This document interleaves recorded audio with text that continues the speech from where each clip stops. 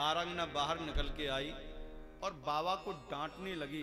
अरे बाबा, अरे भाई तूने ये क्या कर दिया? अरे तूने मेरी कुटिया में आग लगा दी। बाबा ने मजीरा बंद किए और बड़े प्यार से कहा, देख भाई देवी, मैं सत्य कहता हूं, हमको और तुमको लड़ने की बिल्कुल आवश्यकता नहीं है। क्यों लड़े हम दोनों जने?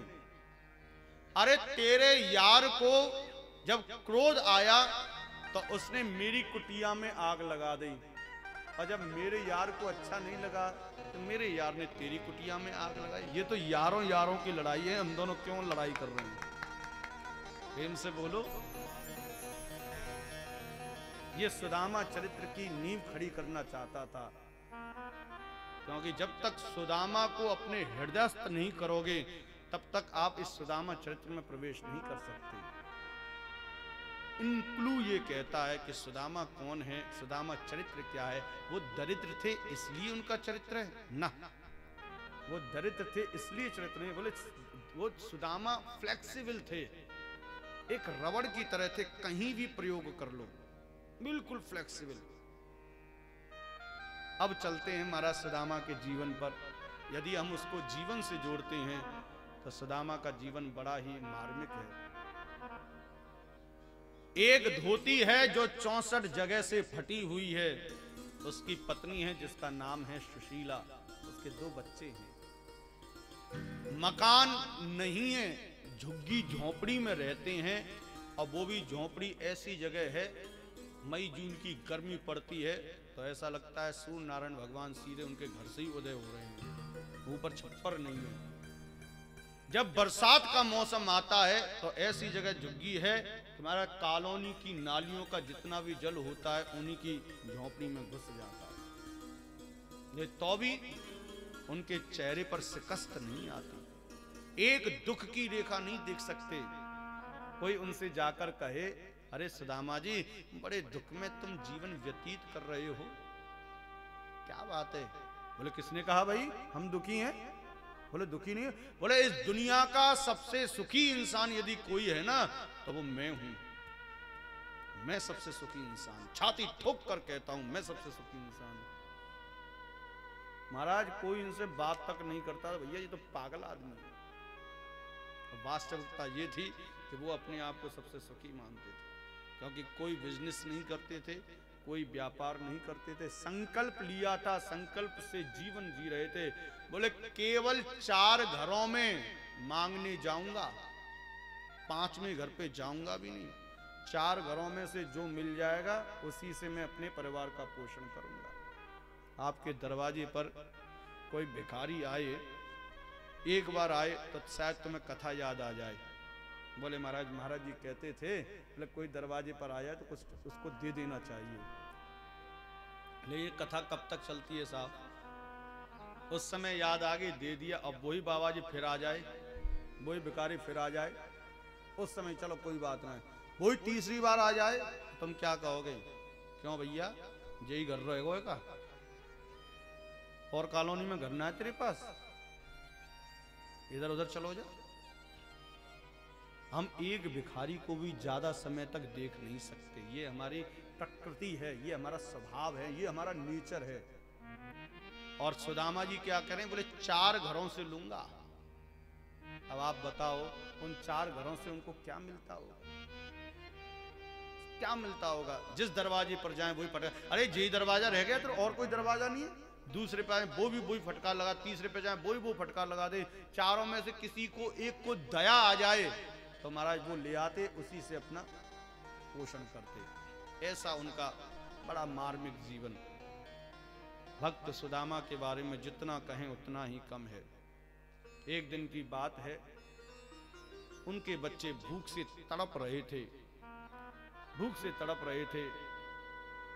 सुशीला रुदन करने लगी, सुदामा से कहा, हे पतिदेव मुझे अपनी परवाह नहीं है, मुझे कुछ नहीं चाहिए, मैं आपकी धर्म पत्नी हूं, जैसे आप जियोगे मैं वैसे जीने को तैयार हूं, लेकिन मुझे इन बच्चों का दुख नहीं देखा जाता। ये बच्चे भूख से तड़प रहे हैं, मेरे से नहीं देखा जाता। एक दिन की बात हो तो चल जाए, हर रोज जी, हर रोज जी। सुदामा ने महाराज कहा, अरे सुशीला, तू पागली हो गई है, पागल हो गई है, हैं? ठाकुर ने हमको बहुत कुछ दिया है, चिंता मत कर, मैं अभी व्यवस्था बनाता हूं। दौड़ के गए, 4 घरों में एक घर ने आटा दे दिया, आटा लाए, ये ले बना, खिला दे बच्चों को। बोले मैं ये इतने से आटे से किस किस का पेट भरूंगी? तू बैठ, मैं कर देता हूं व्यवस्था। दोनों बच्चों को महाराज गोद में बैठाया, बच्चों तुमने कभी खीर खाई है? बोले पिताजी भूख लग रही है, खीर खिला दो। बोले मैं तुम्हारे लिए खीर बनाता हूं, अभी बनाता हूं। बच्चों ने आज तक कभी खीर नहीं खाई। महाराज उस आटे को लिया, उसमें 2 लीटर पानी डाला और उसको आग में रख के थोड़ा सा घुमा के और एक एक गिलास दोनों बच्चों के हाथ में दे दिया, बेटा खीर खाओ। पिताजी स्वाद, बेटा खीर का स्वाद ऐसा ही होता है। पी गए बच्चा, पीकर सो गए, सिलौंच जीवन व्यतीत कर रहे थे।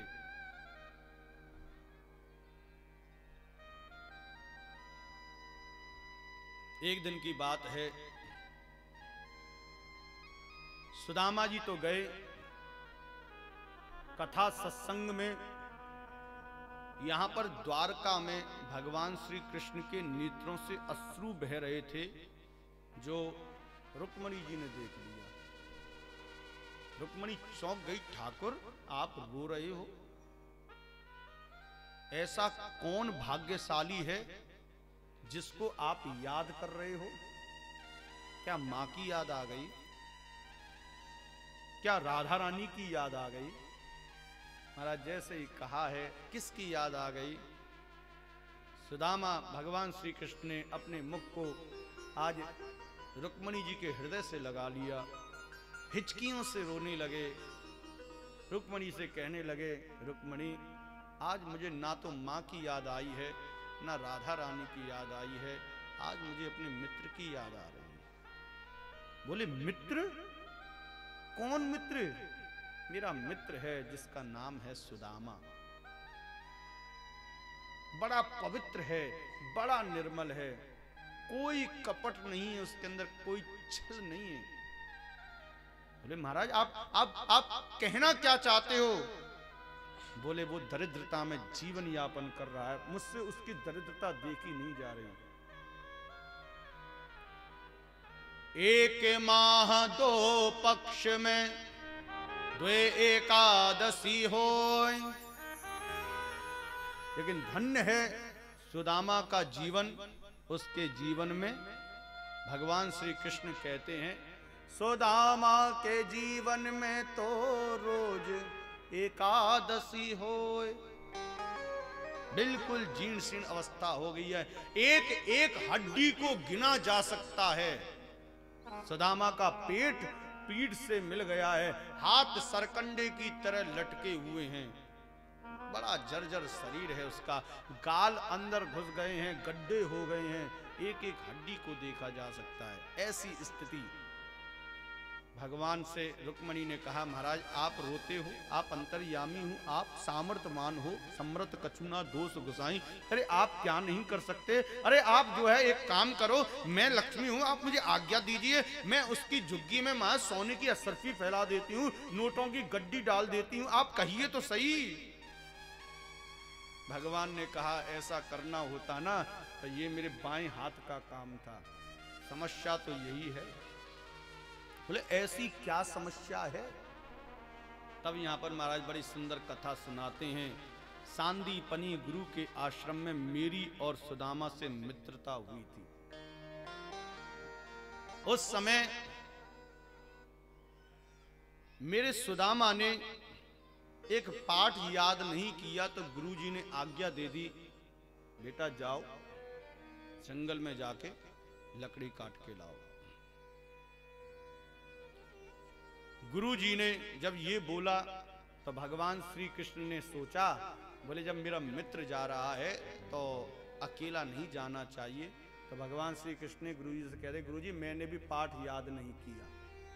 गुरुजी ने कहा पर जाओ, तुम भी जाओ, लकड़ी काट के लाओ, समिधा काट के लाओ, सजा सब दोनों को मिलेगी, समान दृष्टि। वो जाने लगे तो गुरु माता निकल के आई, थोड़े से चने सुदामा को दे दिए। बेटा सुदामा, आधे चने तू खाना और आधे कृष्ण को खिला। बोले जी माता जी। चले गए महाराज जंगल में। ठंड का समय था, भगवान श्री कृष्ण पेड़ के ऊपर चढ़ गए और यहाँ पर सुदामा जी नीचे, बरसात होने लगी, यहाँ भूख लगी तो सुदामा ने अपने हिस्से के चने खा लिए। ज्यादा भूख लगी तो मैं पूरे चने न खा गया। ब्राह्मण था, ब्राह्मण की जठरा अग्नि ही कुछ ऐसी है कि ये सब कुछ भस्म कर देती है। यहाँ पर महाराज भगवान श्री कृष्ण को महसूस हुआ तो भगवान श्री कृष्ण ने टोका, क्योंकि ब्राह्मण था। भगवान ने पहले ही सोच लिया ब्राह्मण झूठ नहीं बोलता है। तो महाराज भगवान ने कहा भाई क्या खा रहे हो? सुदामा के मुख से झूठ निकल गया। सुदामा ने कहा, बोले कुछ नहीं ठाकुर, वो ठंड लग रही है ना तो उससे मेरे दांत कटकटा रहे हैं। भगवान अंतर्यामी थे, आज अंदर से ही श्राप दे दिया। अरे सुदामा, मैंने सोचा कि तू झूठ नहीं बोलेगा, तू सच बोल देता ना तो शायद मैं नाराज ना होता, लेकिन तूने झूठ बोला। हक के परायो खाए के मन ही मन दिया है महाराज, बताया नहीं। यही मिलेगी सीख, होए दरिद्र आज सौ और घर घर मांगो भीख। प्रेम से बोलो, होए दरिद्र आज सौ घर घर मांगो भीख। भगवान श्री कृष्ण चलने लगे सुदामा के साथ तो सुदामा का हृदय डगमगाया और सुदामा ने भगवान श्री कृष्ण से कहा, ठाकुर, बोले हाँ एक बात बताऊं? बोले बताओ। बोले विदेक भाई, तू हमारा मित्र है और तू मित्र भी है और ठाकुर भी है, मुझे क्षमा कर देना बस। पहले वचन दे तू मुझे क्षमा कर देगा। बोले बात तो बता। नहीं पहले तू वचन दे मुझे क्षमा कर देगा। बालक ही थे महाराज। चल चल ठीक है, हम क्षमा कर देंगे। ठाकुर एक गलती हो गई मुझसे। गुरु माता ने चने दिए थे, आधे तुम्हारे लिए दिए थे, आधे मेरे लिए, और मुझे भूख लग रही थी तो मैं सबको खा गया।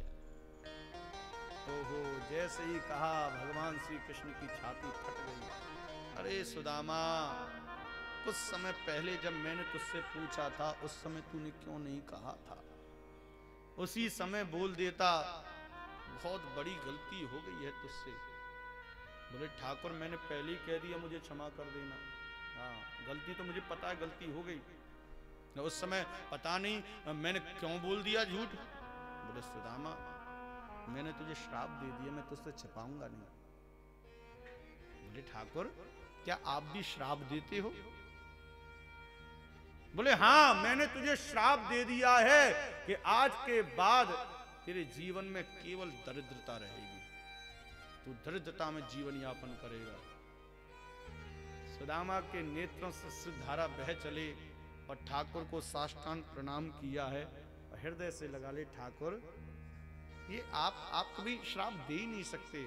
ये श्राप नहीं है, ये तो आशीर्वाद है।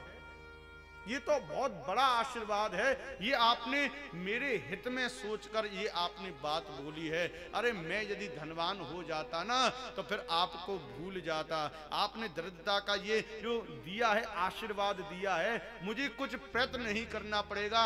जहां भी मैं प्रयत्न करूंगा आपका आशीर्वाद सामने आ जाएगा और मैं आपको हमेशा याद रखूंगा। क्योंकि दुख में सुमिरन सब करें, सुख में करे न कोई। जो सुख में सुमिरन करे तो दुख काहे को। बड़ी सहजता से स्वीकार कर लिया सुदामा ने। जाते जाते भगवान ने कहा, सुदामा मेरी बात सुन, मैं एक आशीर्वाद देना चाहता हूं। बोले ठाकुर, वैसे तो मुझे कोई आशीर्वाद की आवश्यकता नहीं है, ये जो आपने आशीर्वाद दिया इससे बड़ा मेरे लिए और कुछ हो ही नहीं सकता। लेकिन नहीं, सुन सुन, देख तेरे जीवन में दरिद्रता रहेगी, लेकिन जिस दिन तू मेरी ओर बढ़ेगा, मेरे पास पहुंच नहीं पाएगा, उससे पहले ही बीच मार्ग में ही मैं तेरी सारी दरिद्रता का हरण कर लूंगा और तुझको धनवान बना दूंगा। प्रेम से बोलो, ये शर्त लगा दी, जिस दिन तू मेरी ओर आएगा। बस यही प्रसंग रुक्मणी को सुनाया। रुक्मणी से कहने लगे, रुक्मणी अब तू ही बता, मैं कैसे जाके उसको धन की वर्षा कर दूं? मेरा ही श्राप उसको लगा हुआ है, और मैंने उससे कहा था कि जिस दिन वो मेरी ओर आए, लेकिन वो मेरी ओर आना ही नहीं चाहता। जब भी उसके अंदर भाव आता है तो सोच लेता है, बोले ठाकुर के पास जाऊंगा तो ठाकुर सोचेगा कि मांगने के लिए आया है ना, वो मिलना ही नहीं चाहता। उसको सब पता है कि मैं स्वर्ण की नगरी में रहता हूं, लेकिन महाराज मेरे अंदर ये भाव आएगा, ये विचार उसके अंदर चलता रहता है। तब रुक्मणी ने समझाया, ठाकुर आप तो सब कुछ सामर्थ्यवान हैं, सब कुछ कर सकते हैं, और एक काम करिए, आप नहीं जा सकते, स्वरूप बदल के तो जा सकते हो। आप दे नहीं सकते तो कम से कम उसके अंदर ऐसा भाव तो ला सकते हो कि वो तुम्हारी ओर खिंचा चला आए। बस महाराज ठाकुर को समझने में देर न लगी। आज सुशीला घर में अकेली थी, तभी कहीं कुंडी खटखटाने की आवाज आई। सुशीला बाहर गई, दरवाजा खोला तो एक साधु सामने खड़ा हुआ था। भिक्षाम देहि, भिक्षाम देहि, भिक्षाम देहि। सुशीला कहने लगी, हे साधो, अरे भैया तू तो यही दरवाजा मिलो है, ये तुझे झोपड़ी दिखाई ना दे रही? भिखारी के घर में तू भीख मांगने आ गया? भिक्षाम दे, मैं कहां से दूं? अरे हमारे पास क्या है, हमारे को रसोई दिख रही है, हमारे को कोई कमरा दिख रहा है, कोई घर दिख रहा है, झोपड़ी में तू हमसे मांगने आया है? साधु ने कहा, भैया मुझे तो चाहिए, मुझे तो चाहिए। आहा, सुशीला रुदन करने लगी और ठाकुर को कोसने लगी, द्वारकाधीश, ए द्वारकाधीश, अरे तूने ही तो लिखा है कि साधु इतना दीजियो, ठाकुर इतना दीजियो, जामे कुटो में समाए, मैं भी भूखा ना रहूं और साधु ना भूखा। आज मेरे दरवाजे पर साधु खड़ा हुआ है और तूने हमको इतना भी नहीं दिया कि हम एक साधु को कुछ दे सकें। कोसने लगी। और यहाँ पर महाराज साधु से कह दिया, साधु मैं तेरे हाथ जोड़ती हूँ, मैं सत्य कहती हूँ, मेरे पास तुझे देने के लिए फूटी कौड़ी नहीं है। यहाँ साधु ने कहा, हो ही नहीं सकता। अरे साधु मैं कह रहा हूँ मेरे पास नहीं है। बोले हो ही नहीं सकता। अरे मैं कह रहा हूँ मेरे पास हो ही नहीं है। यहाँ पर साधु कहना कि बोले हो ही नहीं सकता। बोले क्यों नहीं हो सकता? अरे जिसका पति लक्ष्मीपति द्वारकाधीश का मित्र हो, उसके यहाँ दरिद्रता ठहर ही नहीं सकती। एक काम कर, अपने पति को द्वारकाधीश से मिलने के लिए भेज दे, तेरा काम बन जाएगा। आशीर्वाद लेके साधु 1 2 3। और ये साधु कोई और नहीं, द्वारकाधीश ही साधु बन के आए। प्रेम से बोलो, द्वारकाधीश ही साधु बन के आए हैं। आज महाराज सुशीला ने साधु की बात को गहन कर लिया। जैसे ही पतिदेव अंदर आते हैं तो तुरंत कहती है, बोले एक बात बताओ, आप जो है अपने मित्र से प्रेम नहीं करते? बोले कौन से मित्र से? बोले आपके कितने मित्र हैं? बोले मेरा मित्र तो द्वारकाधीश है साहब। तो आप उनसे प्रेम नहीं करते? बोले बहुत प्रेम करता हूं, बहुत प्रेम करता हूं। तो आपको उनसे मिलने की इच्छा नहीं होती? जैसे ही मिलने का नाम लिया, आज सुदामा फूट फूट कर रोने लगे। अरे तूने ये क्या बोल दिया? तुम मिलने की इच्छा? अरे कौन दुनिया में ऐसा मित्र होगा जो अपने मित्र से मिलना ना चाहेगा? मैं मिलना चाहता हूं। अरे मिलना चाहते तो जाओ ना, मिल के आओ। बोले नहीं, मेरे सामने बहुत बड़ी समस्या है, मैं मिलना भी चाहता हूं लेकिन मिल नहीं सकता। बोले क्यों? बोले मैं सत्संग में बैठता हूँ, कथा में बैठता हूँ तो महापुरुष संत लोग कहते हैं गुरु के द्वार, मित्र के द्वार और भगवान के द्वार जब भी जाओ खाली हाथ नहीं जाना चाहिए। खाली हाथ नहीं जाना चाहिए। आप गुरु के यहाँ जाओ तो कुछ ना कुछ लेके जाओ, हाथ में फल लेके जाओ, पुष्प लेके जाओ, कुछ भी लेके जाओ। आप मित्र के यहाँ जाओ कुछ ना कुछ लेके जाओ। मित्र को आवश्यकता नहीं है कि तुम कुछ लेके आए हो, लेकिन मित्र के जो बच्चे होते हैं ना, वो बेचारे इसी आस में रहते हैं कि हमारे दरवाजे पर कोई आए और वो कुछ लेके आए। बच्चे इसी आस में रहते हैं साहब। सबको अपना अपना बचपन याद होगा। हम भी दरवाजे को निहारते रहते थे, कोई आएगा, कोई केला लेके आएगा, कोई सेब लेके आएगा, कुछ नहीं तो पैसा ही दे के जाएगा। टॉफी बिस्कुट तो मिलेगी महाराज, बाजार से खरीद लेंगे। आस में कभी खाली हाथ नहीं जाना चाहिए। मंदिर में जाओ तो कभी खाली हाथ नहीं जाना चाहिए। ये नियम है, ये नीति कहती है। सुदामा ने कहा, सुशीला, जब हमारे पास खुद खाने को नहीं है तो मैं अपने मित्र के लिए क्या लेके जाऊं? उसका तो विवाह भी हो चुका है, इसलिए नहीं जाता। बोले बस इतनी सी बात? हे पतिदेव, आप सुबह चलने की तैयारी करो और मैं जो है व्यवस्था बनाती हूं। हमारा भाप गए सुदामा जी, सुशीला तेरे अंदर कुछ चल रहा है, तेरे अंदर मैं महसूस कर पा रहा हूं, तेरे अंदर कुछ कहीं तू ये तो नहीं सोच रही कि मैं वहां जाऊंगा और उनसे मांगूंगा कि मुझे भैया कुछ धन दे दे, मेरा परिवार धन से विहीन है, कहीं ऐसा तो नहीं सोच रही है? मांगन गया सो मर गया। ये हाथ इस प्रकार के हैं मेरे, इस प्रकार के नहीं है। मैं अपने मित्र से मांगू? असंभव, मैं नहीं मांगूंगा। अरे वो परमात्मा भी होगा तो मैं परमात्मा से नहीं मांगूंगा। तेरे अंदर जो चल रहा है ना वो कभी पूरा नहीं, मैं नहीं जा रहा। सुशीला ने कहा, ना ना ना ना ना, आप गलत सोच रहे हैं। सुशीला ने बात को संभाला और कहा, ना ना बिल्कुल मत मांगना। मैं भी अपने पति को जानती हूं अच्छी तरह से कि मेरा पति किसी से मांग नहीं सकता और मित्र से तो बिल्कुल नहीं मांग सकता। मैं तो केवल इतना कहना चाह रही हूं, अरे जिसके लिए तुम तड़पते हो कम से कम मरने से पहले उससे मिल तो लो। ये बात थोड़ा सा उनको अच्छी लगी। बोले मरने से पहले कम से कम अपने मित्र से तो मिल लूं, अंतिम इच्छा तो पूरी कर लूं। बोले व्यवस्था हो जाएगी। बोले आप चिंता मत करो। यहाँ महाराज रात्रि में वो सोई है, सुबह 4 बजे उठी है। 4 बजे उठ के महाराज पहुंच गई उन 4 घरों पर। पहले घर पर गई, फटकार मिली, दूसरे घर पे फटकार मिली, तीसरे घर पे गई, फटकार मिली, लेकिन चौथे घर में महाराज उसके ही समतुल्य था वो घर। और उसने कहा, बहन देख देख, हमारे पास वैसे तो हम गरीब हैं, तू भी गरीब है, हमारे पास देने के लिए कुछ नहीं है, लेकिन हाँ यदि तेरे कछु काम आ जाए तो मैं मंडी से 4 बोरी जौ लेकर आई थी। 4 बोरी जो चावल जो होते हैं उनके अंदर वो धान लेकर आई थी। तो वो धान निकाल के, चावल निकाल के मैंने वो तो भिजवा दिए, कूड़ा बचा है धान का, तेरे कछु काम में आ जाता ले ले 4 बोरी का। बोले तू दे दे। उसको ले आई, 4 बजे लेके आई घर में।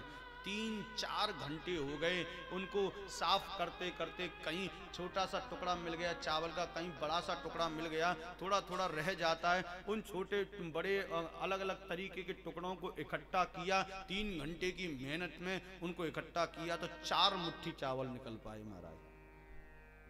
4 मुट्ठी चावल को महाराज कहाँ बांधे, कपड़ा नहीं था, बच्चों के गले में झबला पड़ा हुआ था नाक कान पहुंचने का।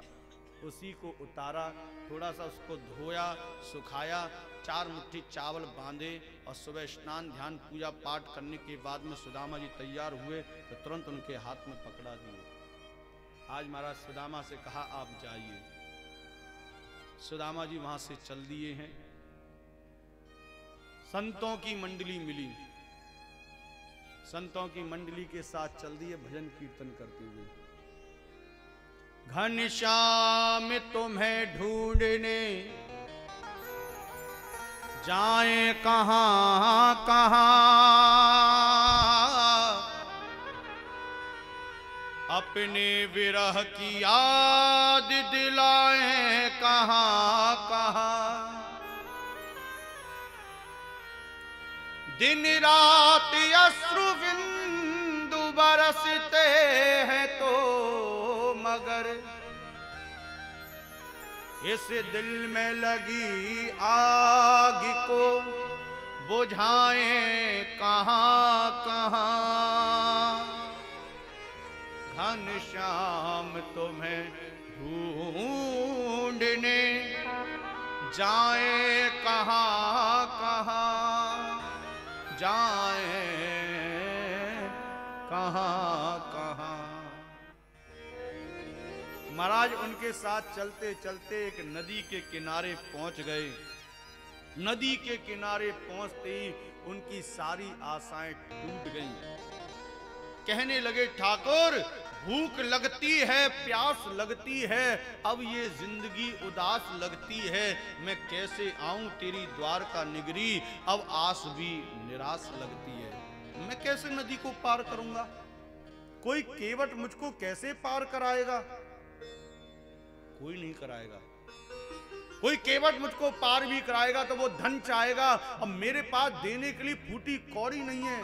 हे ठाकुर ये किस समस्या में तूने फंसा दिया। मैं इतनी दूर से चलकर पैरों में छाले पड़ गए हैं, इतने दिन व्यतीत हो गए चलते चलते, मैं इस नदी को कैसे पार करूंगा। इतने में एक केवट नजर आया, उसने नाव को लिया, तुरंत महाराज आज सुदामा के पास में पहुंच गया। अरे अरे ब्राह्मण देवता, अरे तुम पार होना चाहते हो? बोले हाँ भैया मैं पार होना। अरे आओ आओ बैठो, इसमें बैठो, मैं तुमको पार किए देता हूँ। बोले भैया पार तो मैं होना चाहता हूँ लेकिन मेरे पास देने के लिए कुछ नहीं है। अरे अरे तो ये चर्चा बाद में करेंगे, आप बैठो तो सही। बोले ना ना भैया हम पहले ही बता रहे हैं हमारे पास में देने के लिए फूटी कौड़ी नहीं है। महाराज केवट उस ब्राह्मण के चरणों में गिर पड़ा।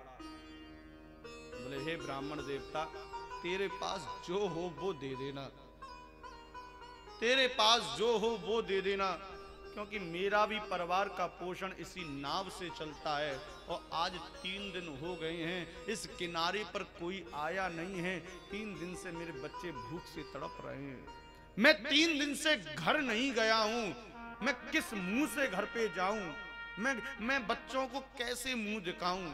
3 दिन हो गए यहाँ कोई आया नहीं, तेरे पास जो हो ब्राह्मण देवता मैं स्वीकार करूंगा, जो हो वो दे देना। सुदामा जी कहने लगे भैया मेरे पास तेरी सौगंध मेरे पास कुछ नहीं है। नहीं महाराज जो हो वो दे देना। आज एक गरीब से गरीब मिला है। सुदामा जी द्वारकाधीश से कहने लगे द्वारकाधीश धन्य हो, तेरी लीला आज तक मेरी खोपड़ी में तो आई नहीं। दीन बंधु दयालु दया कीजिए, वरना हमको यहां से उठा लीजिए। मेरे भगवान गरीबी किसी को न दे, मौत दे दे मगर बदनसीबी न दे, मौत दे दे मगर बदनसीबी न दे। झटपट महाराज केवट ने बैठाया, पार कर दिया। सुदामा जी जाने लगे, चरणों में गिर पड़ा, भैया कुछ दे के जाओ, मुझे थोड़ा सा कुछ भी दे दो, कम से कम मैं अपने बच्चों से इस बहाने मिल तो लूंगा, भूख से तड़प रहे होंगे। सुदामा ने कहा भैया केवट देख तू जबरदस्ती मुझको पार ले आया, मैंने तेरे से पहले कहा मेरे पास देने के लिए कुछ नहीं है। बोले नहीं कुछ दे दे। यहाँ पर ब्राह्मण देवता सुदामा जी कहने लगे देख भाई मैं तेरे सर की सौगंध खा के कह रहा हूं, इससे बड़ी बात नहीं हो सकती है, मैं तेरे सर की सौगंध खा के कह रहा हूं कि मेरे पास तुझे देने के लिए कुछ नहीं है। बोले कुछ तो होगा। भैया मैं बार बार तो कह रहा हूं मेरे पास दरिद्रता के अलावा कुछ नहीं है, कुछ भी नहीं है। केवट ने कहा है तो दरिद्रता है तो कुछ तो है, ला ला संकल्प कर, इस दरिद्रता का ही संकल्प कर दे। जल उठाया, संकल्प किया, ब्राह्मण देवता ने दरिद्रता को स्वीकार कर लिया। साहब सुदामा जी आगे आगे चलने लगे और भगवान की ओर देखते हुए कहने लगे बारे वाह कैसे कैसे भक्त हैं, मां कुछ नहीं तो दरिद्रता का ही संकल्प कर लिया, उसे क्या मिल गया, दरिद्रता का ही संकल्प कर लिया। पीछे मुड़कर देखा तो ना तो वहां नाव थी, ना नाव को चलाने वाला था और ना वहां कोई नदी थी। देखकर चौंक गया। आज मेरे ठाकुर द्वारकाधीश ने 3 स्वरूप धारण किए हैं। आज से पहले मेरे ठाकुर ने किसी भक्त के लिए 3 स्वरूप धारण नहीं किए। द्रौपदी की लाज बचाने के लिए आए, साड़ी बने भाग गए। मीरा के पास आए, बांसुरी देकर भाग गए। राधा रानी से मिले तो मुस्कुराकर भाग गए। लेकिन धन्य हो सुदामा, एक मित्र मित्र के लिए क्या होता है, ये रिश्ता तो प्रेम से